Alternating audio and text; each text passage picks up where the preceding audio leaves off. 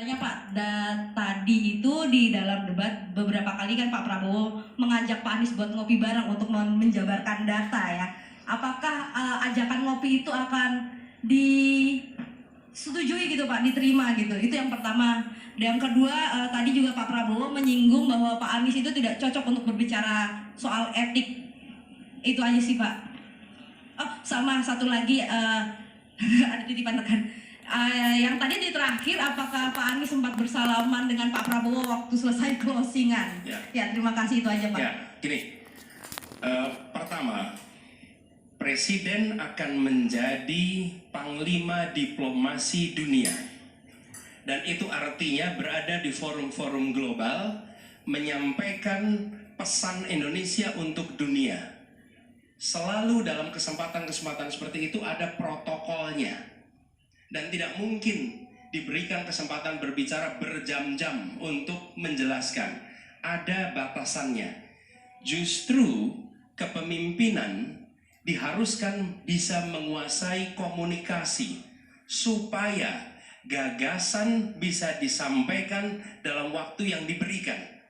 Dan ini bukan urusan antara satu pribadi dengan pribadi lain yang harus dijelaskan. Ini adalah forum untuk seluruh rakyat paham. Bukan ngopi di ruang yang tertutup. Jelaskan di forum tadi. Dan sesempit apapun waktu yang diberikan, gunakan untuk menyampaikan. Dan itu semua bisa disampaikan. Saya bicara di berbagai forum global yang waktunya 1 menit, 2 menit.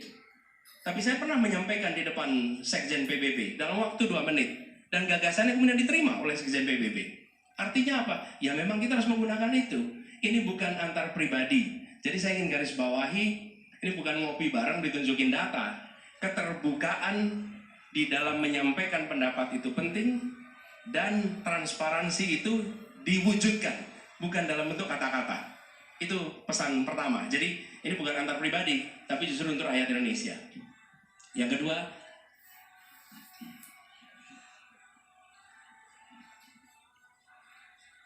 pertanyaan kami adalah bagaimana standar etika dan kepemimpinan di bidang pertahanan.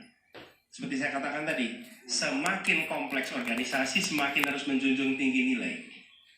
Sampaikan jawabannya, jangan mempertanyakan tentang siapa penanyanya, siapa saja bisa tanya. Dan ketika wartawan tanya, saya tidak boleh bilang sama wartawan, oh Anda tidak boleh bertanya itu. Boleh, siapa saja boleh bertanya. Dan itulah tugas seorang calon presiden, siap ditanya apa saja oleh siapa saja. Dan prinsip itu yang harusnya dipegang. Menurut saya, kita harus fokus pada jawabannya apa, standar etikanya di mana. Apakah kita merujuk kepada Panglima Besar Jenderal Sudirman yang menjunjung tinggi nilai, menjunjung tinggi etika, sehingga dihormati sampai dengan hari ini. Yang terakhir, sesudah selesai saya mencari, tapi sudah tidak ada, jadi tidak tahu kemana harus salaman. Baik, kita masih ada waktu 4 menit.